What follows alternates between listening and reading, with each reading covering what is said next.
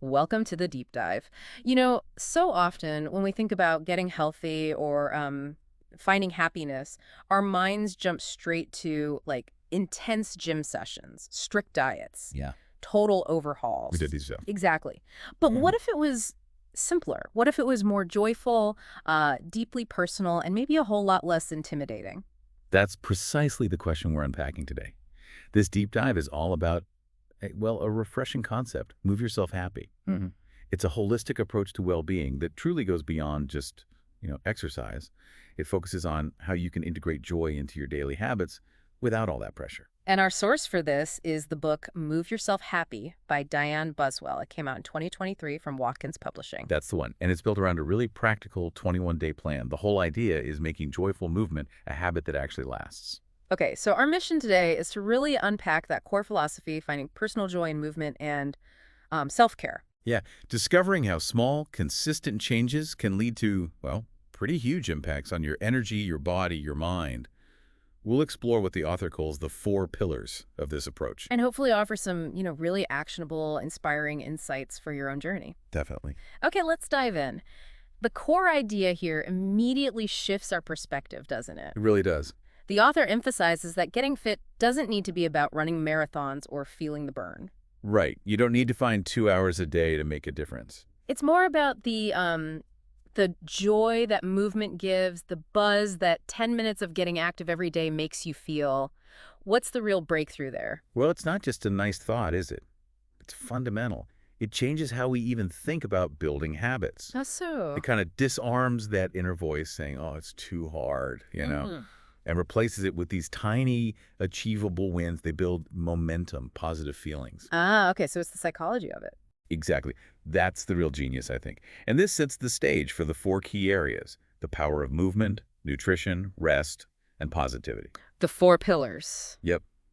And right at the heart of it all, self-care. It makes me think of that research into blue zones, those amazing communities in places like Okinawa, Loma Linda, Greece, Italy, Costa Rica. Ah, yeah, where people live longer, healthier lives. Right. And their common habits, things like mostly plant-based diets, lots of natural movement, positive outlook, community ties, Mm. they align so well with these pillars. It's a powerful validation, isn't it? It shows it's often about getting back to basics, to fundamental human needs, not complex modern fixes. Mm. And the book uses this 21-day plan framework. That's significant because, research suggests 21 days is roughly how long it takes to form a new habit. So it gives you a concrete time frame. Yeah, it's designed to prove that exercise can be your thing, something you actually enjoy by giving you that structure. Okay, so if the goal is joyful movement, where do we start shifting that mindset? The author kicks off with Pillar 1, the power of movement, find your joy in motion. Right. And this really tackles that common idea of exercise as a punishment or a chore. Hmm. The author, she's a dancer, right? She shares how yoga actually changed her perspective from just go, go, go to appreciating stillness. How big a shift is that? Oh, it's transformative. Uh-huh. Think about it. Think about our early relationship with movement. As kids, we naturally climb, hang off monkey bars, bounce around. Yeah, movement is just fun. It's inherent. So the question becomes, when does sitting become our default activity? Good question. The author talks about growing up in Australia, very outdoorsy, and how active hobbies naturally involved socializing. So activity was something you want to do. Ah, so it wasn't separate. It was just part of life. Exactly. Integrated, Uh-huh. which is such a contrast to our, very convenient lives now. Food delivery, online shopping, remote controls, dishwashers. We're doing Well, saving devices, essentially. pretty much. So it inspires you to consciously look for ways to move if our lives and jobs are not physically active. Like walking instead of driving. Or she mentions just a quick walk around the garden in the morning to feel alive. Small things. Tiny adjustments, re-injecting that natural movement, which leads to the question for you, listening. How do we personalize this? Right. Because it has to work for you. The book stresses exercise needs to fit into your life, to be enjoyable and achievable. It's not about that gym pass you use 4 times. You've all been there. Absolutely. It's about listening to your body. If you're tired, maybe do some stretches, don't force a run. The goal is finding the joy. Like swimming on holiday, riding a horse, shooting some hoops, a nice hike with a friend. Whatever feels good to you. And for anyone feeling a bit overwhelmed, there's this great concept, exercise snacking. Oh, I love that term. It's about snatching snippets of time for exercise, even just 5 or 10-minute bursts. The author says everyone can manage a 5-minute workout. There is no excuse not to do that. It really lowers the barrier to entry, doesn't it? Makes it feel possible. Totally. Okay, so once we rethink movement, the next crucial piece is fuel, which brings us to pillar 2, the power of nutrition fueling your body intuitively. Right, and the book brings it back to basics. 3 key principles. First, eat as much natural food as possible, whole foods, without added extras. So, avoiding the artificial preservatives, additives, packaged stuff loaded with salt, sugar, trans fats. Exactly. Passing the ingredients label test, if you can't pronounce half of it. Probably best avoided. So it's about conscious choices for your body, not rigid rules. That leads straight into the second principle. We are all bio-individual. What works great for one person might be, well, poison for another. Ah, okay, so that's why generic diets or cutting out whole food groups often backfire. Precisely. They aren't helpful long-term because they don't account for your unique body chemistry. Makes sense. And the third principle. Ties it all together. It's all about moderation, empowering my body, not restriction. Ah, the moderation thing. Yeah, she says telling herself she can't have something just makes it more attractive. So she still enjoys pizza or chocolate sometimes. But maybe her overall diet means her tastes change, like preferring dark chocolate. Exactly that. It emphasizes building a sustainable, actually joyful relationship with food, not deprivation. She also shares her background, growing up with all these diverse food influences, Italian, Filipino, Polish, Swedish, and then having to adapt to gluten and lactose intolerances. Which shows it's a constant learning process, right? Nutrition isn't static. You learn, you adapt. Yeah, that idea of constant learning seems key rather than searching for that one magic bullet or quick fix. It really is. And the book gives some practical habits too, like meal prepping. Prepping ahead is the key to eating well, she says. That could be huge for busy people listening. Definitely. Cooking extra for leftovers, building a freezer stash, making your own pesto or energy balls. Simple stuff. She also highlights breakfast as a favorite meal, encouraging variety, not just the same old thing every day. Right. Think oatmeal with interesting toppings, prunes, goji berries, flax seeds, even turmeric. Or homemade granola, breakfast bowls. And then there's that smoothie, the super breakfast smoothie, #1 with frozen cauliflower. Huh, yeah. Sounds weird. A little, what's the deal with that beyond creaminess? It adds extra fiber, vitamins, minerals, without really affecting the taste much. Just boosts the nutrition and texture. It's quite a clever hack, actually. Interesting. And she also talks about making your own sauces, stir fry, citrus dressing, avocado dressing. Yeah, to avoid those extra non-foods, the high salt, sugar additives in packet versions. And eventually your taste buds just prefer the homemade stuff. They really do. And it links back to that focus on whole foods, the one ingredient items. Fruit, veg, pulses, meat, fish, nuts, seeds, eggs, grains, herbs, spices. Real food. Real food. She encourages experimenting, trying sweet potato if you haven't, using ginger, turmeric, cacao, cardamom, nutmeg, cinnamon. Maybe trying a green day, go veggie or vegan for a day, or explore new cuisine. Exactly. And she emphasizes intuitive eating, listening to your body's needs without strict limits, but focusing on nutritious food. Combined with mindfulness, right? Like sit at the table and eat at leisure, turn off phones, savor the food, eat with others. Being present with your meal makes a huge difference. Okay, hydration is another one. We all know we should drink more water, but It's a struggle for many. Her tips are practical. Room temp water before coffee, maybe a marked water bottle, adding fruit like lemon or lime. green tea counts too. Green tea, yeah. And she notes something interesting about alcohol. As she got fitter, she felt its negative effects more acutely. So her body became more sensitive to it. Seems so.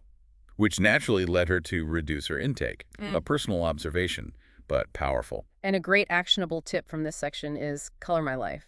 Eating the rainbow, essentially. Yes. Thinking about the 5 color types of fruit and veg. Red for heart health, green for detox, purple for the nervous system, yellow for mood, orange to beat inflammation. And they all have those super soothing phytonutrients. Those natural plant compounds doing good stuff beyond just basic vitamins. Eat colorful. Okay, so we've got movement and fuel, but what about recharging? That brings us to pillar 3, the power of rest, recharging body and mind. Crucial. And it's not just about crashing on the sofa while scrolling your phone. Right. She clarifies it means proper spiritual, emotional, and physical rest, not multitasking rest. You need to constantly monitor your need for rest. She learned that the hard way, like overdoing it during lockdown and then crashing. Been there. It raises a really interesting question she poses. Do you schedule rest? It sounds revolutionary, doesn't it? We Oh. schedule everything else, work, appointments, social stuff. But rarely schedule an hour to do nothing. She suggests intentional breaks, maybe half a day a month to reset, or even just 3 minutes a day to just sit still, prioritizing it. And of course, sleep is huge here, aiming for 7, 8 hours. Understanding your natural circadian rhythms, that internal body clock, getting morning light for vitamin D, mood, focus. And avoiding tech before bed. We all know it, but Yeah. Hard to do. Her personal habits help. Making the bedroom a real comfort zone, avoiding it during the day, maybe lighting candles, listening to ASMR, creating a sleep sanctuary. And beyond the bedroom, she suggests creating a personal haven elsewhere in your home, like a little hug room. Yeah, even just a small corner where you feel calm and safe, Huh. maybe with flowers, candles, a signal to your brain. Time to relax. Now, this next one is really interesting for a lot of people, I think. The power of saying no. Oh, yes, the obligation trap. She tackles it head on, gives examples. I'm not going to fit that in, or I'd love to, but it's not something I have the capacity for this week. It's empowering, isn't it? Many of us struggle with the guilt. Definitely. So saying yes only to what truly matters helps you take control of your energy and your time. And she points out that quality time with loved ones is also a form of rest and relaxation. It replenishes you. Good point. For immediate calm, she talks about breath work, calls it a wind-down superpower. Because focused exhalations literally calm your nervous system, that fight or flight response. Lawyer's heart rate improves oxygen flow. She mentions specific techniques. Two main ones. The 4-7-8 technique by Andrew Weil. Great for falling asleep or if you wake up in the night. Breathe in for 4, hold for 7, out for 8. Okay. And lion's breath, you kind of stick your tongue out and make a ha sound on the exhale. That's funny, but it's fantastic for relieving stress in your face, jaw, chest. Really releasing. I might have to try that later. And finally, under rest, there's mindfulness, being present. Yeah, tuning out the busyness of our brains, Yeah. practical stuff, muting phone notifications, eating slowly like we discussed, taking walks in nature without headphones or It's podcasts, just noticing things. just focusing on one sound, one sensation. It can be incredibly refreshing, bringing you back to the now. Okay, which leads us perfectly into pillar 4, the power of positivity, cultivating a resilient mindset. How do we work on that? The author offers 2 really powerful mindset shifts for dealing with worries. The first one is a bit bracing, but effective. I'm not that important. Huh. Okay, explain. The truth is, most people are way too preoccupied with their own lives to be constantly judging you.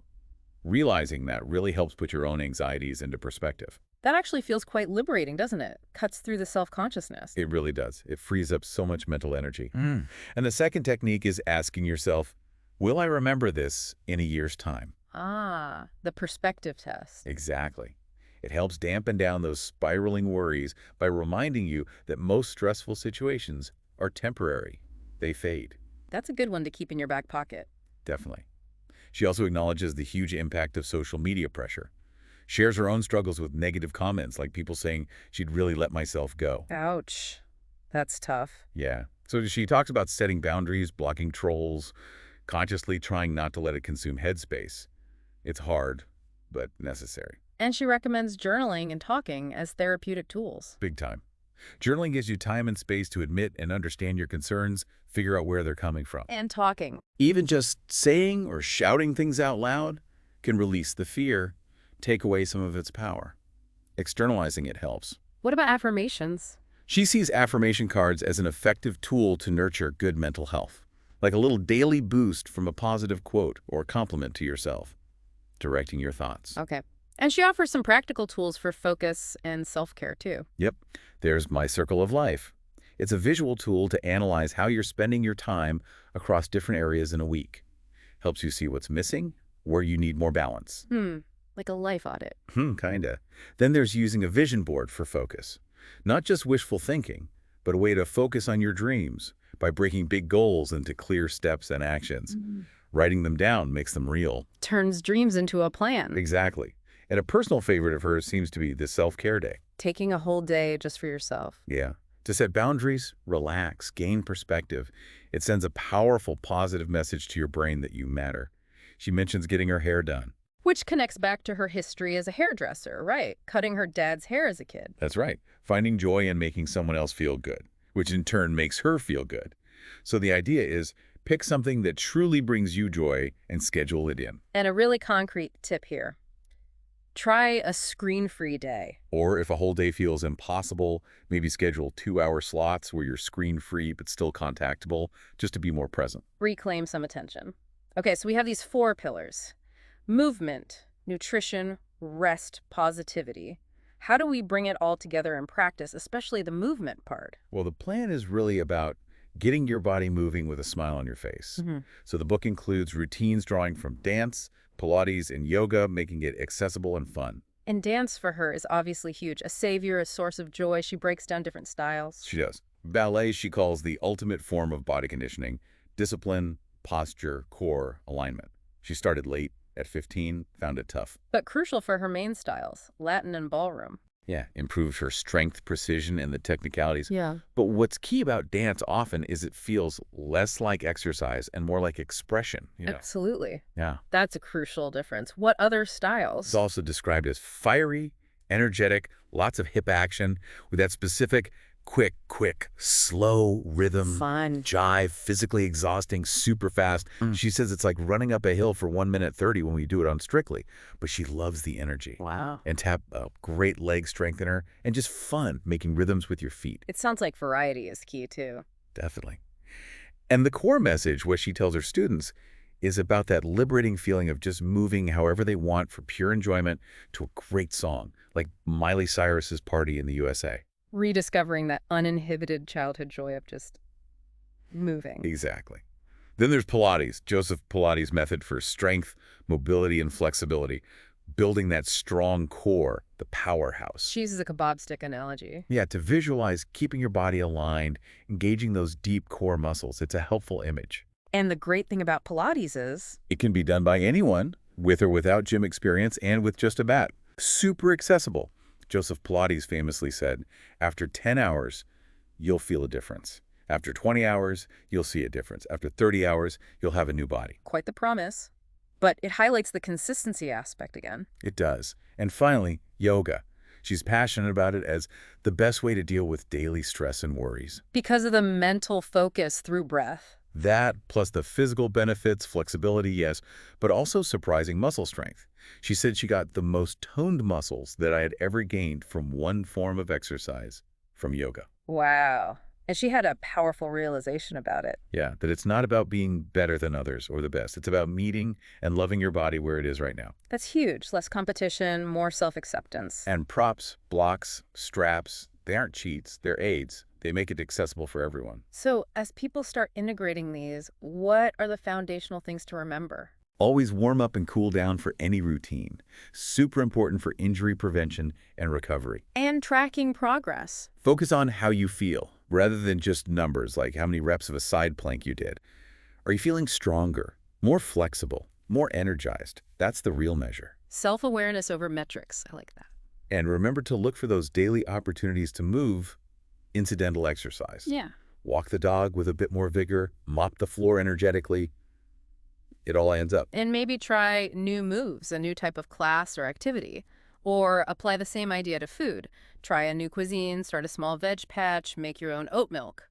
Exactly. Weaving these choices into the fabric of your life. Okay, so for a practical step listeners can take away. We'd encourage you to set a fun, achievable exercise challenge for the next month, based on what you've heard that sparked your interest. Maybe mastering 3 new salsa steps, or researching local park runs, a skipping challenge. Whatever it is, make it something you genuinely look forward to, something that brings you joy. So wrapping up, we've really unpacked this holistic approach. Joyful movement, mindful nutrition, restorative rest, positive thinking, they're all interconnected and actually quite accessible. It's a powerful reminder, isn't it, that the real secret to health is finding the joy in movement, not just pushing through pain or chasing numbers. Absolutely. So here's a final thought to leave you with. If finding joy in movement and self-care is truly about listening to and honoring your body and your needs, What one small personal step could you take this week to deepen that relationship rather than chasing some external ideal?